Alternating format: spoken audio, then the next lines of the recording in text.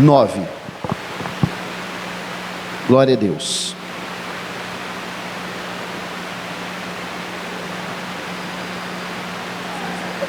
As pessoas que vão assistir pelas redes sociais, estamos aqui no templo da Assembleia de Deus, Ministério Apologético, culto presencial, né?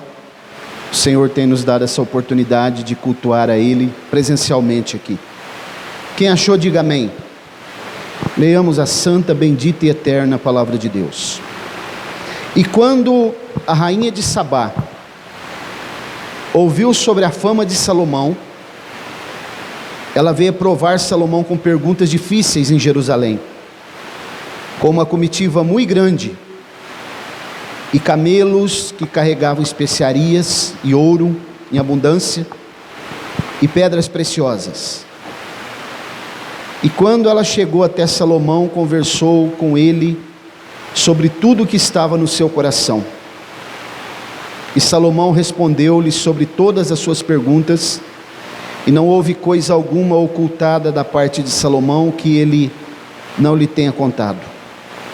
E quando a rainha de Sabá viu toda a sabedoria de Salomão, e a casa que ele havia edificado, e a carne ou a comida da sua mesa, e o assentar dos seus servos, e o atendimento dos seus ministros, e as suas vestes, e também os seus copeiros, e as suas vestes, e a sua subida pela qual ele subia até a casa do Senhor, não houve nela mais espírito. E ela disse ao rei: foi um relato verdadeiro, o que ouvi da minha própria terra, dos teus atos e da tua sabedoria. Todavia eu não criei nas palavras deles, até que vim, e os meus olhos viram, e eis que nem a metade da grandeza da tua sabedoria me foi contada, pois tu excedes a fama. Observe essa palavra fama que aparece no versículo 1, e aqui no versículo 7. Glória a Deus. Felizes são os teus homens. Verso 7, aparece a palavra fama, aparece no 1 e no 6, né? Felizes são os teus homens e felizes são estes teus servos, os quais estão continuamente em pé diante de ti e ouvem a tua sabedoria. Bendito o Senhor Deus, que em ti se deleita, para te colocar no seu trono como rei para o Senhor teu Deus, porque o teu Deus amou Israel, para estabelecê-los para sempre. Por isso te fez rei sobre eles, para fazer juízo e justiça. E ela deu ao rei 120 talentos de ouro, especiarias em grande fartura, e pedras preciosas. E nunca houve tais especiarias como aqui a rainha de Sabá deu ao rei Salomão. E também os servos de Irão, os servos de Salomão, os quais trouxeram ouro de Ofir, trouxeram algumins e pedras preciosas. E o rei fez dos algumins corredores de madeira para a casa do Senhor e para o palácio do rei, e harpas e saltérios. Na tradução de vocês, quando falar algumins aqui, deve estar balaústres, né? E não houve nada semelhante dantes vistos na terra de Judá. E o rei Salomão deu à rainha de Sabá o seu desejo, tudo o que ela pediu, fora aquilo que ela trouxera ao rei. Assim voltou ela e se foi para a sua própria terra com os seus servos. Podemos dizer amém? Glória a Deus. Toda honra e glória seja dada ao Senhor, irmãos. Temos uma palavra aqui bem sugestiva, né? Para esta noite. Uma passagem que é falada depois no Novo Testamento pelo próprio Jesus. Essa palavra, essa visita da rainha de Sabá ao rei Salomão. Sabá, nós não sabemos até hoje, a geografia não sabe definir onde fica ainda. Talvez na Etiópia, provavelmente em fronteira com a Arábia Saudita ou com o Iêmen, por ali. mas não se dá para definir, bater o martelo para dizer onde fica Sabá.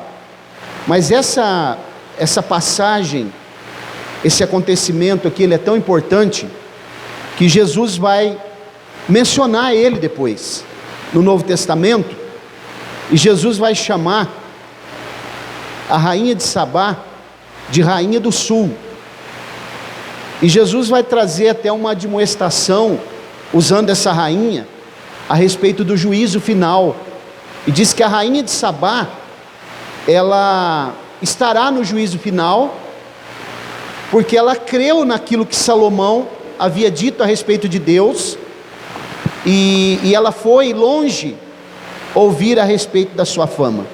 Então, irmãos, eu quero mostrar para os irmãos aqui, de um modo bem sucinto, bem rápido, nesse texto que nós acabamos de ler aqui, nós podemos encontrar aqui algumas lições que são muito importantes para nós, para a nossa caminhada cristã, para que nós possamos amadurecer em algumas áreas da nossa vida. Nós podemos observar no texto que nós lemos algumas coisas que são indispensáveis para aqueles que fazem a obra de Deus, sobretudo aqueles que são obreiros, né? Ou aqueles que aspiram ser obreiros. Então eu quero mostrar aqui para os irmãos algumas coisas. A primeira coisa que eu percebi lendo esse texto é que não se pode fazer a obra de Deus sem provisão. Se nós não tivermos provisão, nós estamos impossibilitados de realizar a obra de Deus, porque não há como fazer a obra de Deus sem provisão. Um caso que nós já falamos aqui ontem, né? É a nossa igreja aqui. Nós estamos conseguindo atravessar essa pandemia por causa das provisões que Deus tem mandado, porque senão nós já não estaríamos mais aqui.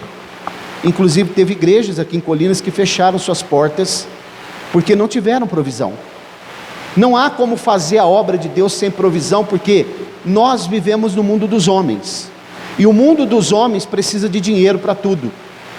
Para sair ali, pegar o carro e ir aqui na esquina já precisa de dinheiro, provisão. Então o que eu olho para esse texto é que houve provisão. Nós percebemos aqui que realmente Deus é o Deus da provisão, porque quando nós olhamos para o reinado de Salomão, a Bíblia diz que ele pediu sabedoria para Deus, mas Deus enviou sabedoria que estava à disposição dele, não estava propriamente nele, mas estava à disposição dele, mas também enviou provisões. E os irmãos, para ter uma ideia, no reinado de Salomão, só ouro, num ano, entrava aproximadamente quase 30 mil quilos, quase 30 toneladas, 666 talentos, convertendo para peso, eu nem sei quanto vale isso hoje. Os irmãos imaginem e o restante das coisas, pedras preciosas, prata, bronze, que nessa época aqui era muito importante, preponderante para se fazer armas. Então esse homem tinha provisão no reino dele. Quem era o provedor do reino de Salomão? Deus, o Jeová Jireh, o Deus da provisão, o Deus, como eu já falei várias vezes aqui, que não patrocina fracasso, o Deus que tem a provisão no momento certo. Ele sempre criará uma situação para poder prover o que o seu povo precisa. Se eu perguntasse para os irmãos aqui nessa noite, quantas vezes Deus já proveu alguma coisa para você no momento que você não esperava, ou que você estava totalmente sem condição de realizar alguma coisa, mas de repente assim apareceu alguma coisa? Quem fez isso? Deus. Deus não é como os mágicos, abracadabra, né? Vou tirar um coelho da cartola. Deus não precisa, porque Ele é o Senhor da história. Deus não precisa fazer mágica, porque Ele tem a provisão. O Deus que nós lemos na Bíblia, que mandou vir codornizes do mar para o seu povo. Você já viu codorniz no mar? Não tem. Pode ter peixe, lagosta, polvo, né? E outros tipos de animais, mas codorniz, que é uma ave que não habita próximo ao mar também, a Bíblia diz que as codornizes vieram do mar. Deus, o Deus da provisão, Ele sempre preparará alguém, Ele sempre usará alguém, Ele sempre trabalhará na mente de alguém, para que essas pessoas, seja quem for elas, possam abençoar o reino de Deus, a obra de Deus. O Deus da provisão é o único responsável por essas portas ainda estarem abertas, porque nós não teríamos condição de fazer isso. Por causa dessa pandemia, os irmãos já sabem, todas as situações que nós vivenciamos aqui, fechamos a igreja 3 vezes, reabrimos, alguns não estão vindo, né? Alguns não, talvez nem vêm mais, por causa da pandemia, mas nós estamos aqui, porque Deus é o Deus da provisão, é o Deus dos reis de Israel, o Deus da Bíblia, o Deus de Abraão, de Isaac e de Jacó. Ele ainda é o Deus da provisão, Ele ainda proveu o que nós precisamos. A Bíblia nos mostra isso, quando nós somos dependentes dEle. O que a Bíblia diz lá em Malaquias 3,10, trazei todos os dízimos à casa do tesouro, para que haja mantimento.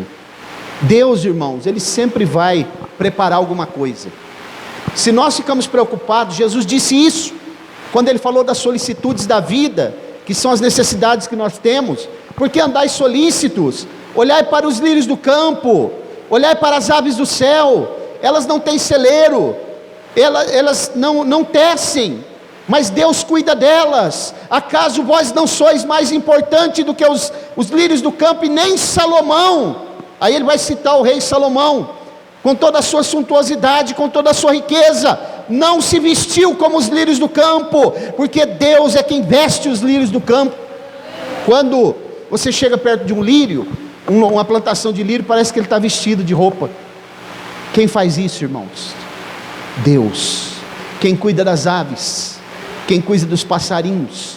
O salmista diz que até o pardal e a andorinha encontrou refúgio na casa do Senhor. E aí ele diz assim: eu encontrei os teus altares, Senhor, porque o lugar aqui é lugar de esperança e de refúgio. Deus é o Deus que cuida das aves, dos micro-organismos, e Deus cuida da sua igreja, que é a sua eleita.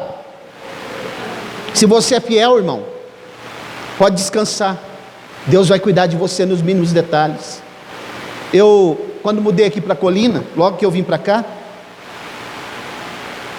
já contei esse testemunho aqui, eu era pastor do Ministério do Belém, e surgiu a oportunidade de nós abrirmos essa igreja. Não era aqui, era em outro endereço. E um dia eu estava muito preocupado em casa, e eu recebi o telefonema de um irmão de uma cidade que eu fui pastor, irmão evangelista Sérgio, e ele falou assim: pastor Mauro, essa noite eu sonhei com o senhor. Esse irmão, ele sonha, interpreta o próprio sonho dele, interpreta o sonho dos outros também.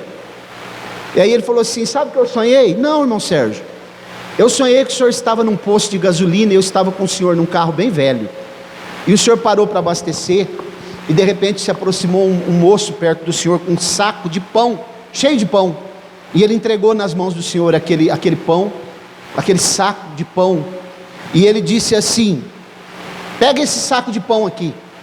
E o senhor sabe o que estava escrito naquele saco de pão, que era branco? Eu disse: não.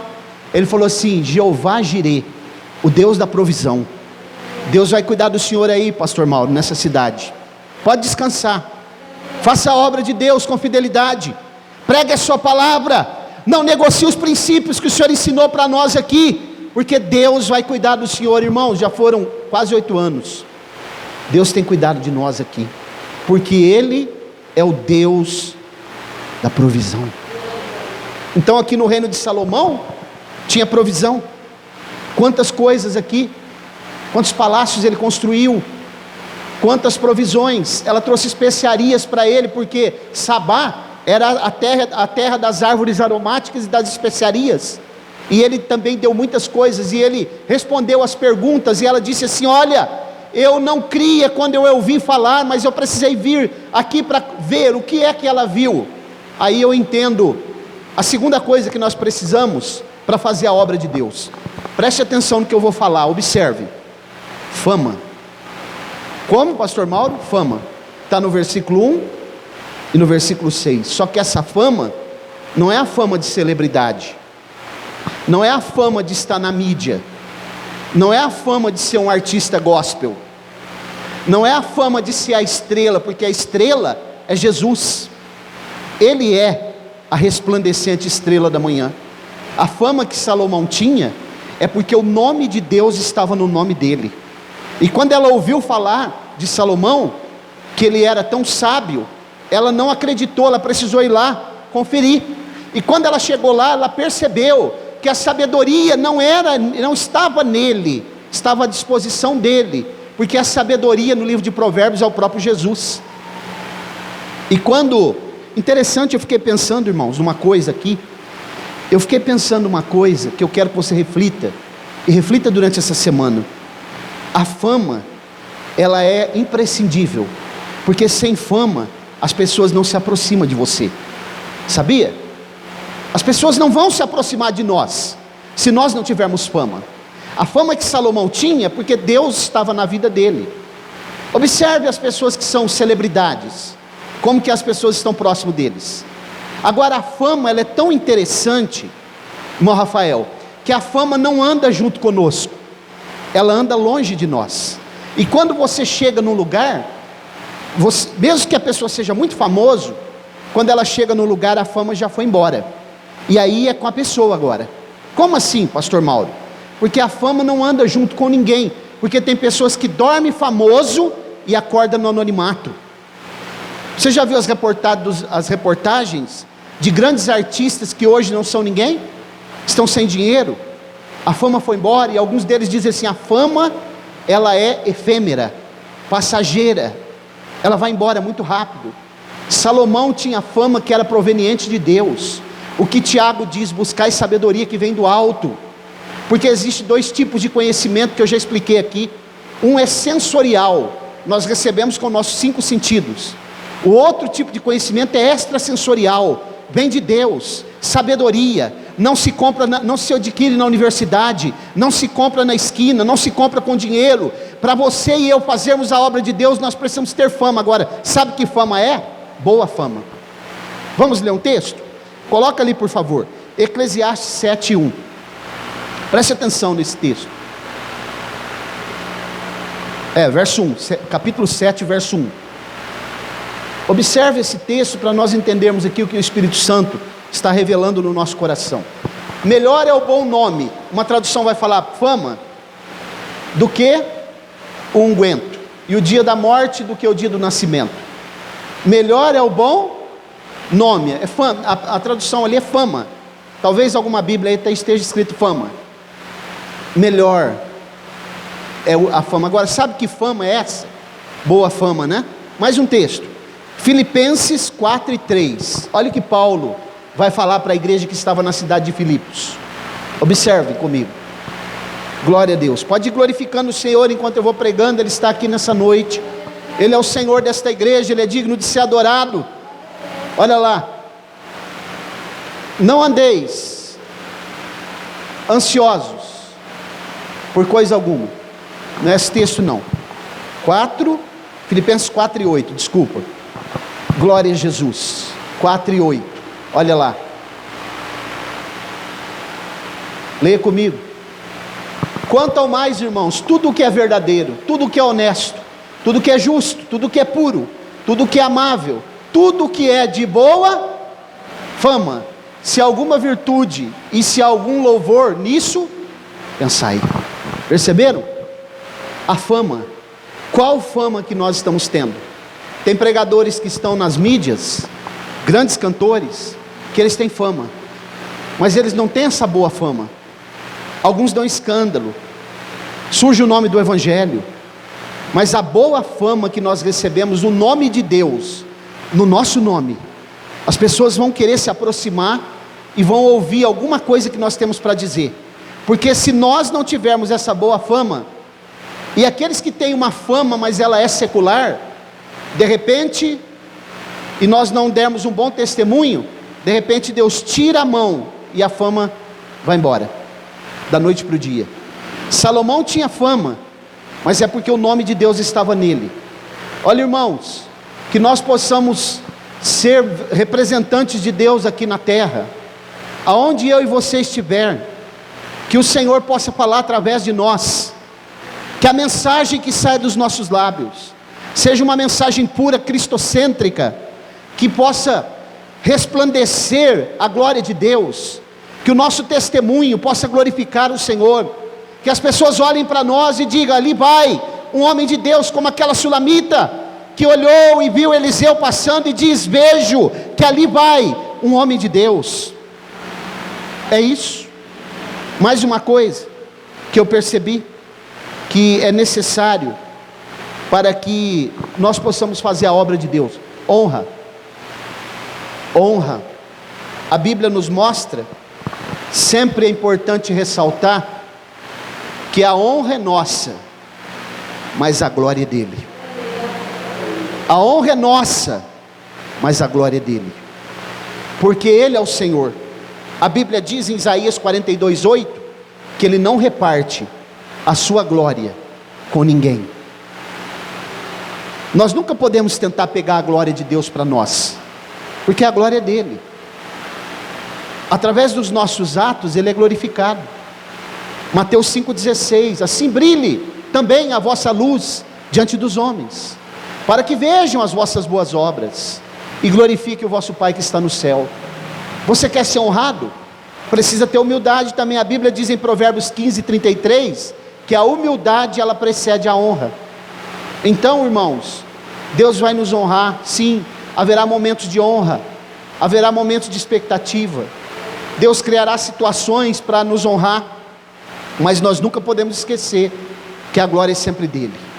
A ele toda a honra, a ele toda a glória, a ele todo louvor, a ele toda exaltação, a ele toda a reverência, a ele todo o tributo, a ele todos os cânticos que nós pudermos cantar, a ele todos os aleluias que nós pudermos proferir aqui, a ele que nós possamos dar testemunho, que a nossa vida seja em prol dele, que a nossa prioridade seja ele, que o nosso louvor seja para ele, que os cultos atinja o coração dele, que o nome dele seja glorificado, e que ele possa sempre olhar para nós e nos honrar e saber que mesmo na honra nós glorificamos a ele, sempre, sempre. A honra é nossa, mas a glória é dele. Glória a Jesus. A mulher virtuosa, está lá em Provérbios 31, do 23 ao 25, vamos ler esse texto também, é muito importante. Provérbios 31, do 23 ao 25, observe o que a Bíblia vai dizer. A mulher virtuosa honra o seu marido, a mulher virtuosa dá testemunho do seu marido, a mulher virtuosa as pessoas vão honrar, e vão falar bem do seu marido por causa dela. Nunca conhece-se o seu marido nas portas, quando se assenta entre os anciãos da terra. Samerui faz vestidos de linho, vende-os, entrega cinta aos mercadores. A força e a dignidade, na outra tradução vai falar honra, são os seus vestidos. Ri-se do tempo vindouro. Sabe por quê? Ela não tem medo do futuro. Essa mulher é honrada, ela honra ela e honra a sua família. A sua família e o seu marido é honrado através da atitude dela, do testemunho que ela dá, das suas palavras que ela profere.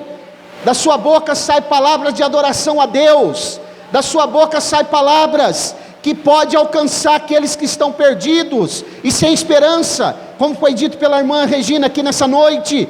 As palavras de esperança que as pessoas precisam ouvir, sai dos lábios da mulher virtuosa, a mulher que é honrada pelo Senhor e honra a sua casa. Louvado e exaltado é o nome do Senhor. Então, irmãos, nós precisamos sempre de honra para fazer a obra de Deus. Quantas pessoas que desonraram a sua casa, desonraram a sua família, desonraram a igreja, o ministério. Eu conheço alguns e algumas pessoas que começaram muito bem no ministério, na igreja, mas depois, paulatinamente, foi se esvaindo aquela dedicação, todo aquele sentimento de servir a Deus com fidelidade. O primeiro amor foi embora. e a pessoa acabou por fim sem honra. A Bíblia fala de um homem, eu já citei ele aqui algumas vezes, o nome dele é Demas. Quando Paulo cita esse homem 3 vezes. A primeira vez ele fala assim: Demas, meu cooperador. A segunda vez ele fala Demas, só Demas. E a terceira vez ele diz assim: Demas me abandonou, amando o presente século. Começou bem, terminou mal. Às vezes é até melhor a gente começar não tão bem, mas terminar bem, né? Quarta e última coisa dessa reflexão que nós precisamos para fazer a obra de Deus: sabedoria. Sabedoria. Por isso que eu disse aqui que no livro de Provérbios, como a Bíblia é cristocêntrica, Jesus aparece em todos os livros e todos os versículos, de modo direto ou indireto, porque ele é o centro da Escritura, ele é a própria Escritura. No livro de Provérbios, quando nós lemos a palavra sabedoria, está se referindo a Jesus. Então nós precisamos fazer. Salomão, ele respondeu todas as perguntas, a sabedoria estava à disposição dele. Salomão tinha 24 conselheiros, e quando ele ia tomar decisões difíceis, ele consultava esses homens, e esses homens, antes de dar algum tipo de posição, eles consultavam os oráculos de Deus. O que é os oráculos? A palavra. E Salomão também, no seu trono, que isso todo rei precisava ter, uma cópia da lei, da Torá, ele consultava a lei de Deus antes de dar qualquer tipo de decisão. Sabedoria não é inteligência, como eu acabei de falar. Sabedoria é o princípio o temor a Deus, o princípio é a sabedoria. E nós vamos ler no livro de Provérbios, capítulo 8, sobre essa sabedoria. Não precisa nem projetar ali.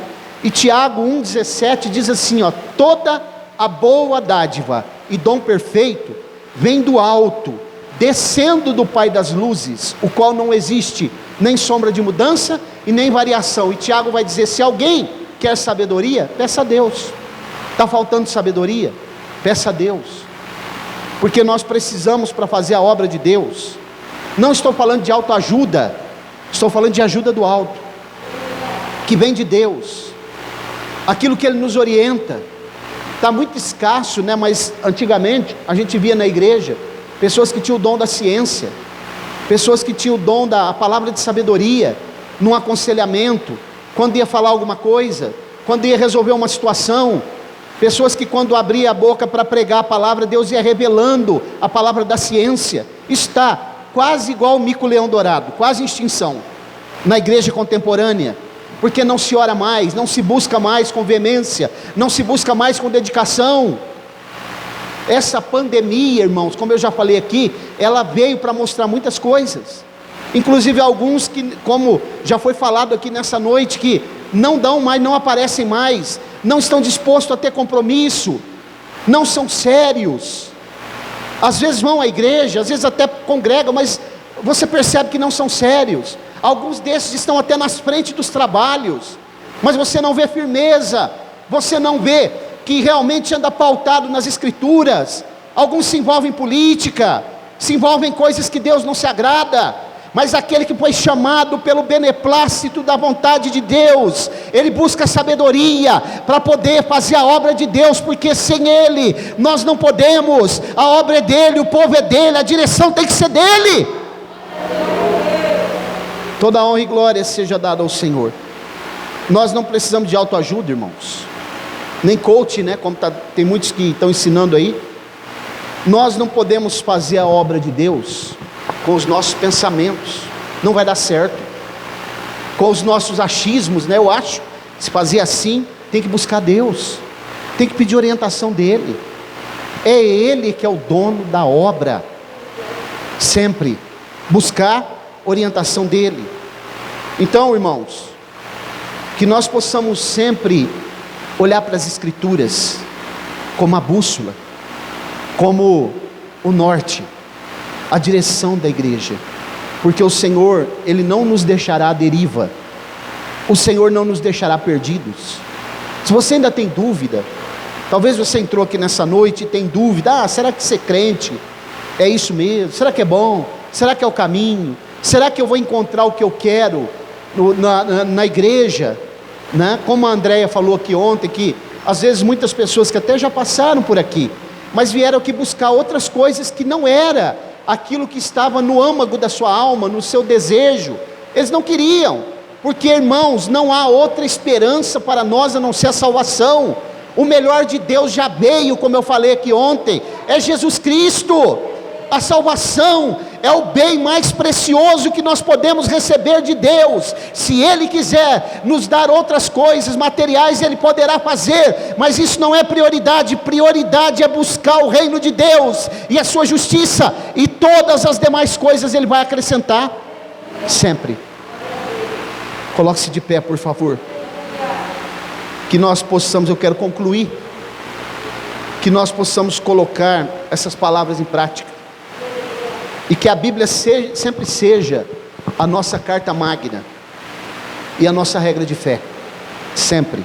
Estaremos orando nesse momento, e agradecendo a Deus, né? Quem tem ouvidos para ouvir, ouça. Soberano e eterno